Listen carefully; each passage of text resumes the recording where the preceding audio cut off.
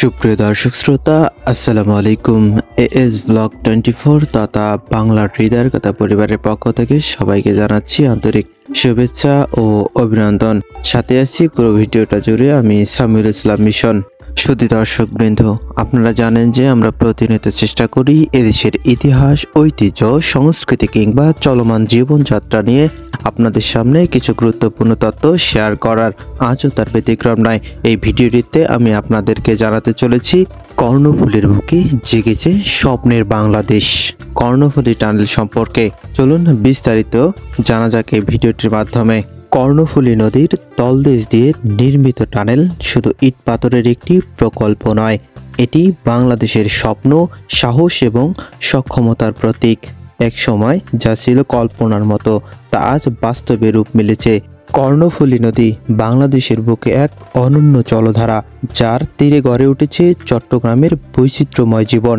সেই নদীর তলদেশ দিয়ে তৈরি হয়েছে কর্ণফুলী টানেল, যা শুধু ইট পাথরের এক প্রকৌশল নয়, বরং একটি স্বপ্ন আর সম্ভাবনার এক নীরব সেতু। এই টানেল বাংলাদেশের গর্ব, আমাদের সাহসিকতা ও সক্ষমতার প্রতীক। যখন কর্ণফুলী টানেলের কথা প্রথম শুনি তখন এটি আমার কাছে ছিল কল্পনার মতো।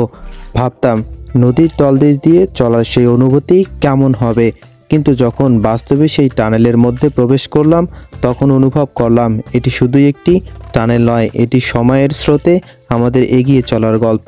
টানেলের প্রবেশ মুখে দাঁড়িয়ে আমি যেন এক নতুন বাংলাদেশের স্পন্দন শুনতে পেলাম। একটি দেশ যার সীমাবদ্ধতাগুলোকে জয় করার ইচ্ছা তার প্রতিটি কাজের মাধ্যমে প্রকাশ পায়। যখন গাড়িটি টানেলের ভেতর ধীরে ধীরে এগোতে লাগলো, চারপাশের নিস্তব্ধতা আমাকে নতুন করে ভাবিয়ে তুলল। এই নীরব পথটি যেন বলছে, আমরা পারি, আমরা এগিয়ে যাচ্ছি।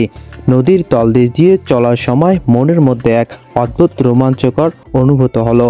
ওপরে কর্ণফুলীর স্রোত বয়ে চলছে আর আমি নিচে আধুনিক প্রযুক্তির আশীর্বাদে যাত্রা করছি। টানেলের গভীরে যতই আমি প্রবেশ করছি ততই যেন মনে হচ্ছে সময়ের নিচে ভেসে চলছি। দেয়ালের প্রতিটি অংশে মিশে আছে পরিকল্পনার নিখুঁত ছাপ। আলোর সজ্জা এমনভাবে তৈরি যা পথচারীর মনোযোগ ধরে রাখে, আর সেই সুশৃঙ্খল বাতাস যা টানেলের ভিতরে কোনো ক্লান্তি বা অস্বস্তি হতে দেয় না। এটি যেন এক নিখুঁত সমন্বয়।